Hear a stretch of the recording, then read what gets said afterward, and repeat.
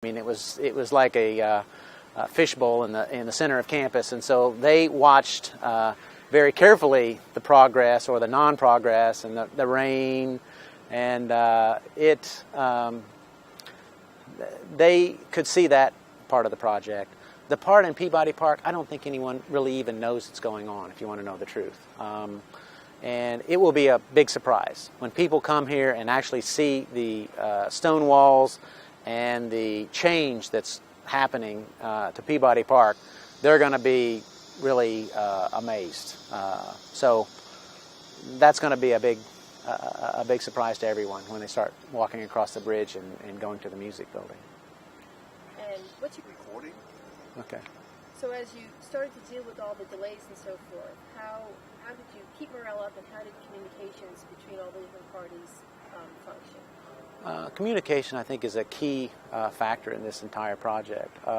There was a website originally developed for the conceptual design of the project, and that's been out on a web since the very inception of the project. And then throughout the duration, there was a website that kept abreast of the construction and the areas that were closed and open, and I think the students were kept abreast of at least that portion of the construction with that model, and I think that seemed to work very well. Great. And what is your favorite part of the project? My favorite part of the project? I think it's the workmen themselves.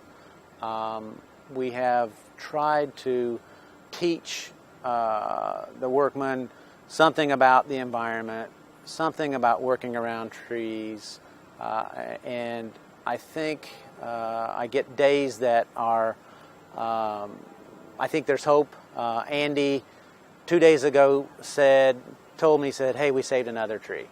And he says, that's 2 that we've saved, and they weren't on the plan. And so he was really excited about his ability to understand what would kill a tree, and he knew ahead of time before any consultants told him what to do, and he was just glowing with how he was able to save a tree, and we saved another tree in the park. And so I think that has been a real positive thing for the whole job. If we train and educate more workmen on how to deal in a sensitive environment and save trees and not just clear everything before we construct something, I think we've made a successful project. Okay. If you were presented with a similar project, what might be some of the things you might do differently? Again, communication I think is key. Try to set up good lines of communication so that everyone knows what they need to do. Education is so important too, especially on something that's different than what other people have done before. We had numerous pre-installation conferences where we would get the consultants and the contractors and the subcontractors together in the room, and we'd talk about what the expectations were prior to ever starting anything, and go back and forth, have a roundtable discussion on what we were supposed to get and what they thought they could produce, and we came up with lots of better ways to do things even than what the original consultants had shown. And so that communication and educational process, I think, is probably the most invaluable thing that you just can't do anything else better on any project, especially when you don't know really what you're going to do, is to talk about it ahead of time and see where you can go. Anything else you'd like to add? Again, this is a really special project for the university. Peabody Park is a learning environment, a teaching environment, and a learning environment for students. There's nothing really like it. Springtime is a great place to be, with the large trillium to the dogtooth violet patches that no one really even knows about. the pathway and the bridge will give opportunity for many more students to see that without actually having to walk through it and disrupt the environment, and then they can witness it and see it and enjoy the beauty of it, and it's again going to be here for generations to come. So just enjoy it. Remember what I know, that's what I was thinking what I about the said. key points. Yeah, what was it? Key points, the education. Okay. And especially you mentioned about the bridge, the pathway that Okay. the student will be enjoying. Okay. All right. You ready? You rolling? Yes. It's Okay. rolling. Okay. Peabody Park is a really special place for the campus. This bridge is going to give a pathway that people will be able to enjoy the environment as they walk through it and won't disturb it. You'll be able to see the trillium and dogtooth violet in the springtime and not trample it, and it will give so much more benefit to more students than ever have been able to experience it before, and it's just going to be here for generations to come. Awesome. And what's your main contribution to this? Sure. My name is John Wilson. I'm a landscape architect with Kimley Horn and Associates, and my role on the project is primarily as project manager. I'm responsible to make sure that the design decisions are done in collective agreement with the university stakeholders, such as the students, the faculty, and the staff, and also when those decisions are made, making sure that the project is built in accordance with those, built on time and on budget, and with all the logistical things that the state and the university requires. Okay. Was that okay? Mm-hmm. But there's a guy just came out. Did you get that? Mm-hmm. Is that okay? Yeah. Okay. Great. If he's happy, I'm happy. Okay. And can you briefly describe? I mean, because you can give us long answers, but Sure. If we have to edit it, I probably have to ask you to make it short. Sure, that's no problem. Okay. And or rephrase it. I mean, and when does this project start, and when will it end? Well, that's an interesting question. The actual project started well over a year and a half ago. And when we started looking at the programming and some of the early design issues, the construction is planned to start in March of 2003 and will go approximately 14 months, which means it should be ending up in around May of 2004, May to June. Okay. And why? So what's the main purpose? I mean, we know that to preserve the woods, right, the nature here. And I mean, can you tell us? I mean, why exactly? I mean, the school or the committee suddenly decide, this is the first time, right? Why they decide to do this kind of, going through all this troubles, all those years. Sure, right. Sure. Well, the name of the project is telling in terms of what the purpose is. It's the Northeast Campus Infrastructure Project, and as with any campus, University of Greensboro, North Carolina Greensboro, has significant infrastructure needs. The ability to get roads, utilities, services to the buildings and the dormitories. And this is an area that over the years has had penetration, if you will, by some of these services. Sewer lines and utility lines have been kind of crisscrossing through here.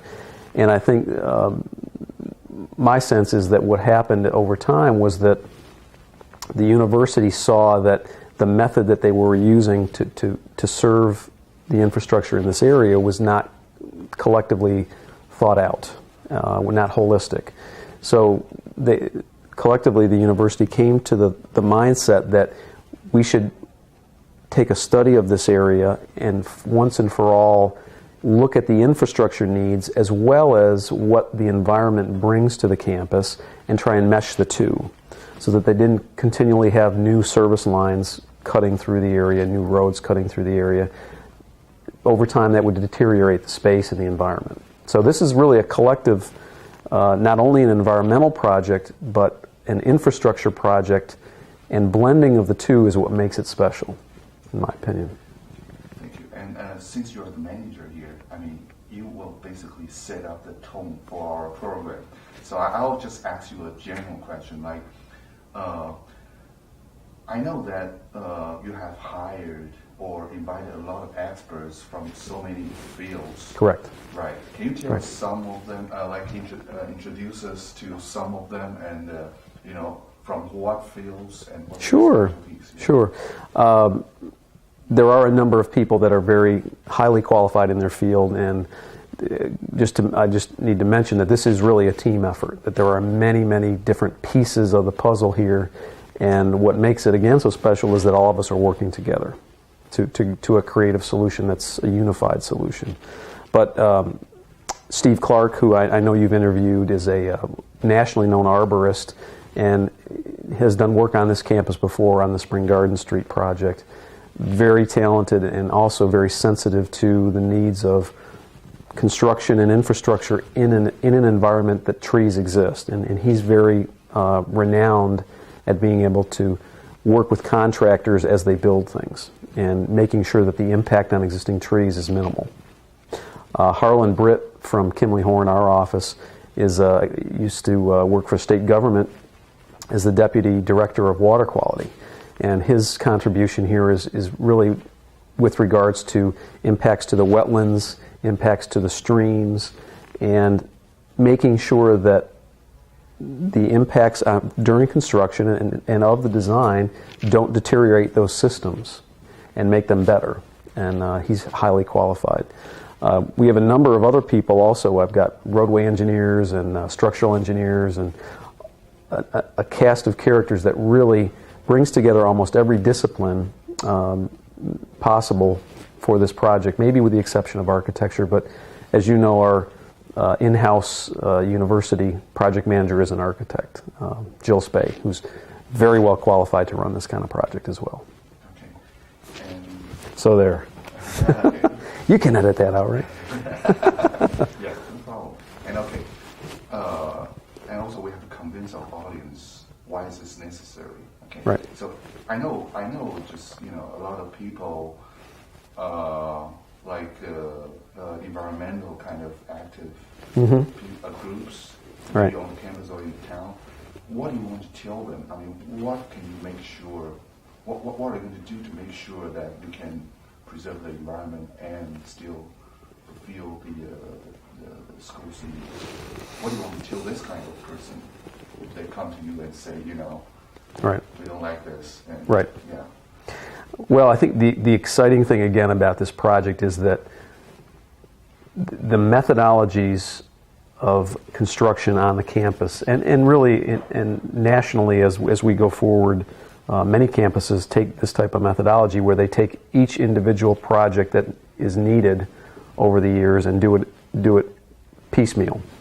This project allows a consolidated vision going forward for the next 20 to 50 years of what is needed in this area, in this very special environment, and we look at it collectively and holistically.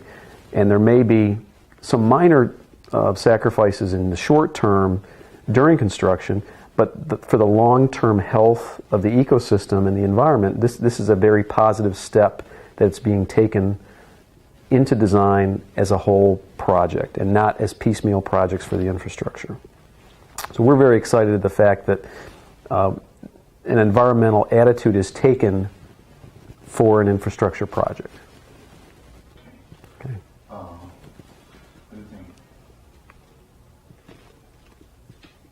If more questions come up later, Right. The last question, could you say one more time what's your main contribution or what's your main job to this project? Okay. He very briefly he just talked about that, Right. so maybe we need some more. Me personally? Right. Okay, sure. My main contribution and role on the project is as project manager and really to act as the conductor for all the different players and people that are involved. And as you mentioned, we have a number of great experts in their own field, and my role is to really be the clearinghouse and to make sure that all those people